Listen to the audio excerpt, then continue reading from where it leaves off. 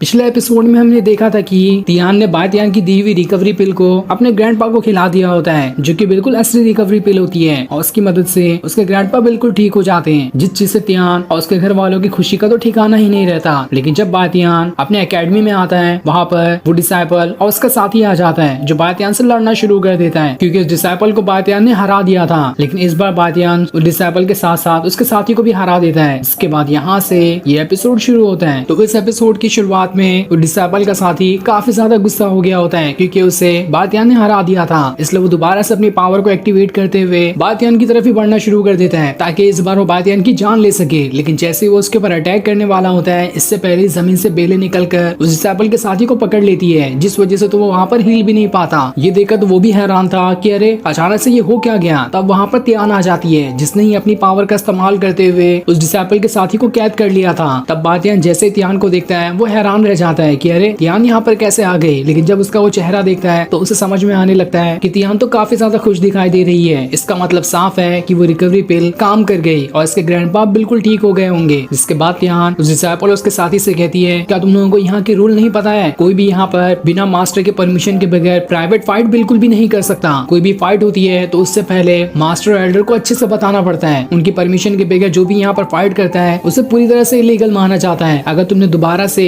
बातियान को परेशान करने की कोशिश की तो देख लेना, मैं इसकी शिकायत एल्डर से कर दूंगी। उसके बाद तुम्हारा जो अंजाम होगा उसके बारे में तो तुम सोच भी नहीं सकते। ये सुनकर वो डिसाइपल एकदम ज्यादा गुस्सा हो जाता है और अपने साथी के साथ गुस्से में वहाँ से चला जाता है। जिसके जाने के बाद तियान बातियान से कहती है, देखो अगर तुम्हें किसी और ने कभी भी परेशान करने की कोशिश की तो मुझे बताना, मैं यहाँ पर आकर उसे सबक सिखाऊंगी। फिर बातियान कहता है, अरे तुम्हें इतना टेंशन लेने की कोई जरूरत नहीं है, ये तो बस बिल्कुल जोकर जैसे थे। इन लोगों को संभालना मेरे बाएं हाथ का खेल है, मैं तो आसानी से इन्हें संभाल सकता हूँ। तब तियान बातियान से कहती है, शायद तुम समझ चुके होगे कि मैं आज यहाँ पर क्यों आई हूँ। मैं तुम्हें मुबारकबाद देने आई हूँ और साथ ही तुम्हें थैंक यू भी कहने आई हूँ कि तुम्हारी रिकवरी पिल की वजह से मेरे ग्रैंडपा बिल्कुल ठीक हो चुके हैं। जिसके बाद वो उसे स्टार गोल्डन कार्ड देती है, जिसके अंदर 5 लाख सोने के सिक्के थे और उसे देते हुए वो बातियान से कहती है, इसमें से 3 लाख सोने के सिक्के उसी रिकवरी पिल के हैं और ऊपर के जो 2 लाख है उसे मेरे ग्रैंडपा ने थैंक यू कहने के लिए तुम्हें दिया है, क्योंकि तुमने उनकी इतनी मदद जो की, इसी मदद के बदले उन्होंने तुम्हें 2 लाख सोने के सिक्के एक्स्ट्रा दे दिए हैं। इसलिए प्लीज इस कार्ड को एक्सेप्ट कर लो। अगर तुम इसे एक्सेप्ट करोगे तो मुझे, मेरे ग्रैंडपा को और मेरी पूरी फैमिली को बहुत अच्छा लगेगा। ये सुनकर बातियान उससे कहता है, नेकी और पूछ मैं तो जरूर इसे एक्सेप्ट करूंगा। इसकी मदद से तो मैं काफी सारे अच्छे कल्टीवेशन कर सकता हूँ। अब रात को बातियान एक गर्म पानी के पूल के अंदर आ जाता है और वहाँ आने के बाद वो अपना कल्टीवेशन करना शुरू कर देता है, जिस कल्टीवेशन की वजह से उसकी आइस और फायर दोनों की पावर काफी ज्यादा बढ़ रही होती है और उसकी वजह से पूरे के पूरे गर्म पानी के पूल के अंदर एक बहुत ही बड़ा और पावरफुल लोटस बनकर आ जाता है, जिसकी वजह से बातियान यहाँ पर अपना ब्रेक थ्रू कर जाता है और अब वो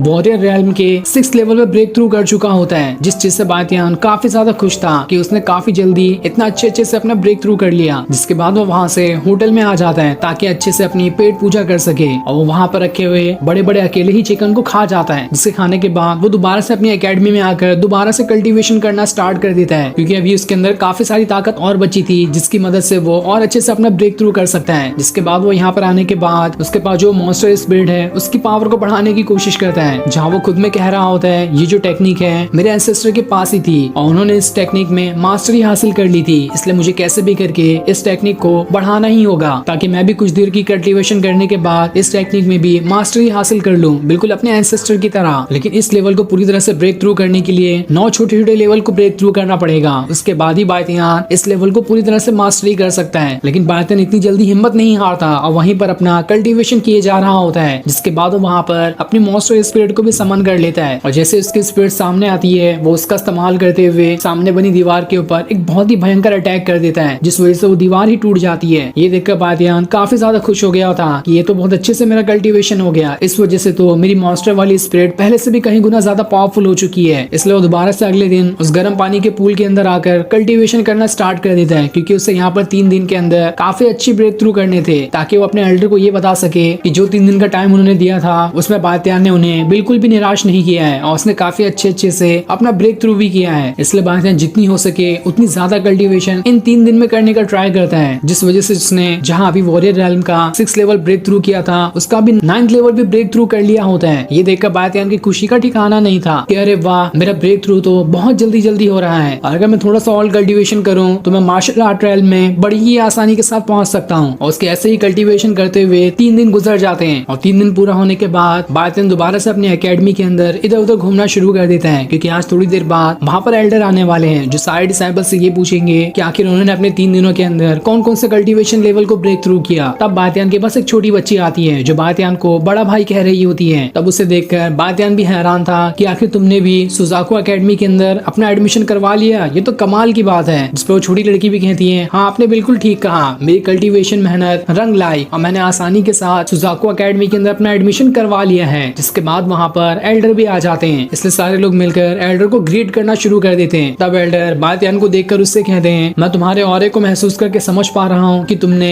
वॉरियर रैल्म का 9 लेवल भी ब्रेक थ्रू कर लिया है, ये तो कमाल की बात है। मैंने नहीं सोचा था कि तुम इतनी जल्दी इतनी ज्यादा कल्टीवेशन कर लोगे, तुम तो मेरे उम्मीदों से भी ज्यादा आगे निकले। ये सुनकर तो आसपास खड़े जितने भी लोग होते हैं उन सभी हक्का बक्का रह जाते हैं, क्योंकि उन्हें यकीन ही नहीं हो रहा था कि बायतियान ने इतनी आसानी के साथ वॉरियर रैल्म का 9th लेवल भी ब्रेक थ्रू कर लिया। जिसके बाद एल्डर सभी से कहते हैं, बायतियान के पास डुअल मार्शल आर्ट है, एक आइस की पावर एक फायर की पावर, जिस वजह से वो इस एकेडमी का बिल्कुल जीनियस कहलाने के लायक है। जिस पर बायतियान भी एल्डर से कहता है, यहाँ पे कल्टीवेशन करने के जितने भी रिसोर्सेज थे वो बहुत ज्यादा अच्छे थे, जिस वजह से मैंने आसानी के साथ अपना ब्रेक थ्रू किया। अगर रिसोर्सेज अच्छे नहीं होते तो मैं कहाँ जल्दी अपना ब्रेक थ्रू कर पाता। इसके लिए तो मुझे आपको ही शुक्रिया कहना चाहिए। जिसके बाद एल्डर सभी से कहते हैं, जैसा कि मैंने तुम सभी से कहा था कि तुम्हारा पहला लेसन जो है वो पुराने डिसाइबल ही तुम्हें सिखाएंगे, तो अब उस चीज को करने का टाइम आ चुका है। बायतियान के साथ साथ जो भी नए सेक्ट में ज्वाइन हुए डिसाइबल हैं उन्हें यहाँ के पुराने डिसाइबल के साथ एक फ्रेंडली फाइट करनी होगी, ताकि इस वजह से पुराने डिसाइबल की जो टेक्निक है वो धीरे धीरे करते हुए नए डिसाइबल को भी आने लगे। इसलिए दोनों के बीच एक फ्रेंडली कंपटीशन कराया जाएगा। तो आप सभी अपना अपना ओपोनेंट बिल्कुल चुन सकते हैं, जिससे जिसके साथ फाइट करनी होगी वो उसके साथ फाइट कर सकता है। ये सुनकर बाकी लोग हैरान थे कि हम लोग इतनी आसानी के साथ यहाँ के पुराने डिसाइबल के साथ कैसे फाइट कर सकते हैं, हम तो इसमें हार ही जाएंगे। तब बायतियान एल्डर से कहता है, मैं इस चीज के लिए तैयार हूँ, लेकिन मुझे ये सुनना है कि अगर मैंने उन्हें हरा दिया तो आखिर मुझे इनाम क्या मिलेगा। तब एल्डर उससे कहते हैं, ये बड़ी अच्छी बात कही तुमने, जो भी नया डिसाइबल पुराने डिसाइबल को हरा देगा उसे 1000 पॉइंट मिलेंगे, जिसका इस्तेमाल वो कल्टीवेशन रिसोर्सेज खरीदने के लिए कर सकता है। तब ये सुनकर बायतियान कहता है, अगर ऐसी बात है तो ठीक है, मैं एक नहीं बल्कि पुराने 2-2 डिसाइबल के साथ एक साथ फाइट करूंगा, तो इस हिसाब से तो मुझे 2000 पॉइंट मिलेंगे ना। ये सुनकर तो एल्डर भी हक्का बक्का रह गए थे। वो उससे कहते हैं, तुम जानते भी हो एक साथ 2 डिसाइबल से फाइट करना बिल्कुल नामुमकिन के बराबर है। जब से ये सेक्ट बना है तब से आज तक के सिर्फ 9 ही ऐसे डिसाइबल हैं जो नए आए हुए पुराने डिसाइबल को हरा पाए हैं, वो भी सिर्फ सिंगल फाइट में। कोई भी नया आया हुआ डिसाइबल पुराने 2 डिसाइबल को एक साथ नहीं हरा सकता। पर अगर जैसा तुमने कहा, अगर तुमने उससे कर दिया तो हाँ, मैं बिल्कुल तुम्हें 2000 पॉइंट देने के लिए तैयार हूँ। तब ये सुनकर बायतियान कहता है, तो ठीक है, अब ये तय हुआ, मैं उस डिसाइबल और उसके साथी के साथ फाइट करना चाहता हूँ और मैं उन दोनों को